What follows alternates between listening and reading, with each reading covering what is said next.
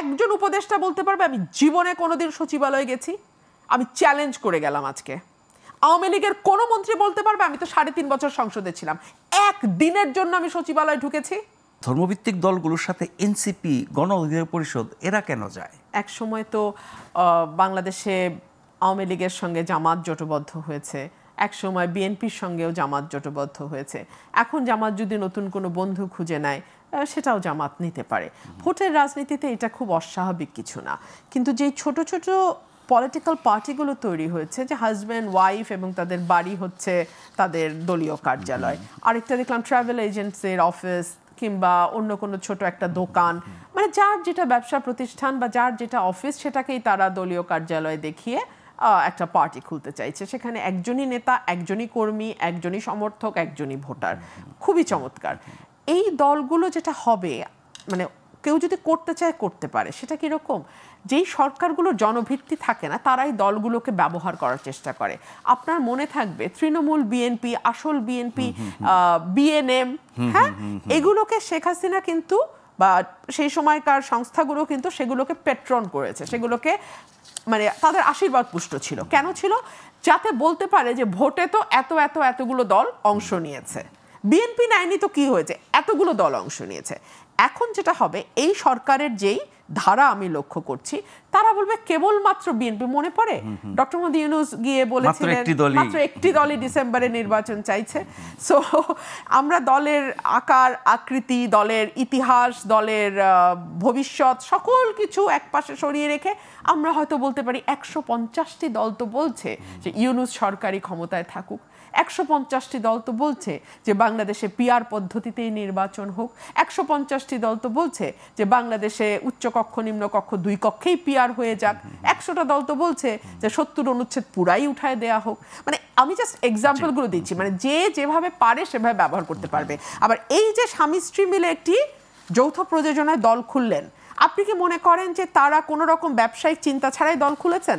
তারা ডেফিনেটলি রাজনীতি করার উদ্দেশ্য নিয়ে, আর যাই হোক ভাই, রাজনীতির উদ্দেশ্য নিয়ে তো তারা দল খুলেন নাই, আর যাই হোক। সো তাদেরটা কি? তাদের ব্যাপার হলো যে আমাকে চাও, তাকে আমার মানে এই পরিমাণ অ্যামাউন্ট আমাকে দিতে হবে। আমি খোলামেলাই বললাম যে এই পরিমাণ অ্যামাউন্ট যদি দাও আমি তোমার পক্ষে কথা বলবো। না হলে আপনি আমাকে বলেন স্বামী সভাপতি, স্ত্রী সাধারণ সম্পাদক, বেডরুমটা হলো অফিস। এটার আর কি ব্যাখ্যা থাকতে পারে? আমার কাছে এর আর কোনো ব্যাখ্যা নাই। মানে রাজনীতি খুব লাভজনক ব্যবসা। রাজনীতি তো বাংলাদেশে গত 45-45 বছরে বা বাংলাদেশের জন্মের পর থেকেই ধরা যায় একটা বিরাট ব্যবসায় পরিণত হয়েছে। বিশেষ করে 80-র দশকের পর থেকে তো এটা একটা বিশাল বড় ব্যবসা।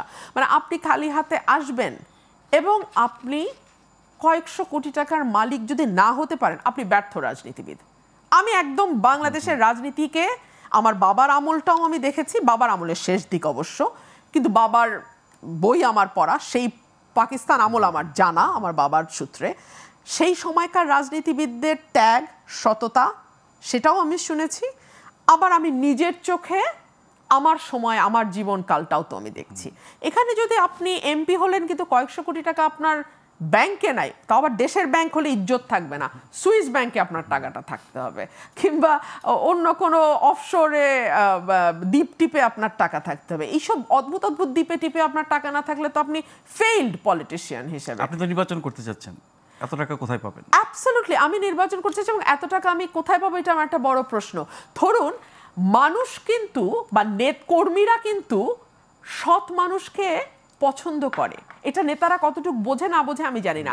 আমি আপনাকে বলি, আপনি যদি আমার, যেহেতু প্রত্যেকটা মিডিয়ায় কভার করে এবং আপনি সরাসরি মিডিয়ার সঙ্গে যুক্ত, আপনি জানবেন আমি কিন্তু অলমোস্ট 15 দিন পর পরই আমি বড় বড় জনসভা করি।